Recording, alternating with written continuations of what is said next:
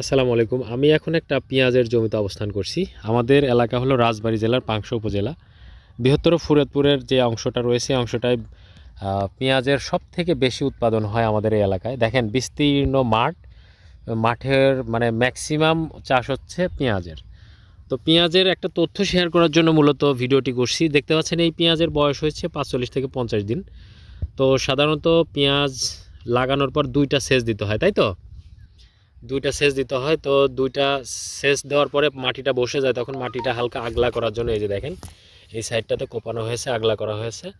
তো এইভাবে আগলা করে দেওয়া হয় যাতে পেঁয়াজের শিকড়গুলো আরও সুন্দর করে বর্ধন হতে পারে আর পেঁয়াজও নামতে সুবিধা হয়। তো এখানে একজন উদ্যোক্তা কৃষক, সে নিজেই নিজের জমিতে পেঁয়াজ কোপাচ্ছে আর কি, আমাদের এদিকে কোপানো বলে। তো কোপাচ্ছে, আমি তার থেকে আরও কিছু তথ্য নিব আপনাদের সাথে শেয়ার করার জন্য। সে কুপিয়ে দিক সামনে আরেকটু আগে আসার পর আমি তার সাথে কথা বলবো। তো তার আগে বলছি এই পেঁয়াজটার বয়স হয়েছে অলমোস্ট ৪৫ থেকে ৫০ দিন। তো এখন কোপানো হচ্ছে। কোপানোর আগে কি কোনো সার দেওয়া হয়েছে? হ্যাঁ, কোপানোর আগে কি সার দেওয়া হয়েছে? ডিআইবি সার। শতাংশ প্রতি কতটুকু করে দিতে হয়? আরেকটু আগে আসা। শতাংশে ১ কেজি। আচ্ছা আচ্ছা, শতাংশ প্রতি ১ কেজি ডিআইবি সার দিয়ে সার দেখা যাচ্ছে। এই দেখেন এই যে সারগুলো দেখা যাচ্ছে এখনও। এখন এটা কুপিয়ে দিলে মাটির হালকা নিচে চলে যাবে, সেক্ষেত্রে দেখা যাবে যে আরও সারগুলা কার্যকারিতাও বেড়ে যাবে।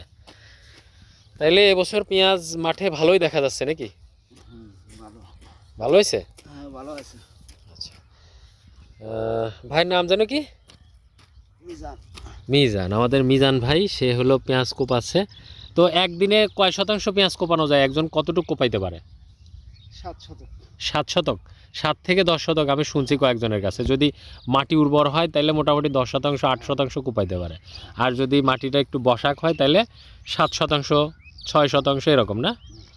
ঠিক আছে মিজান ভাই, তাহলে তো পেঁয়াজ ভালোই হবে আশা করা যাচ্ছে। আচ্ছা ঠিক আছে, থ্যাংক ইউ। এই যে এই সাইডটা দেখেন কোপাইছে সে, এই যে এই ওই কর্নার থেকে সে কোপাইতে কোপাইতে এদিকে আসছে। এখন ওই যে সূর্য ডুবো ডুবো ভাব।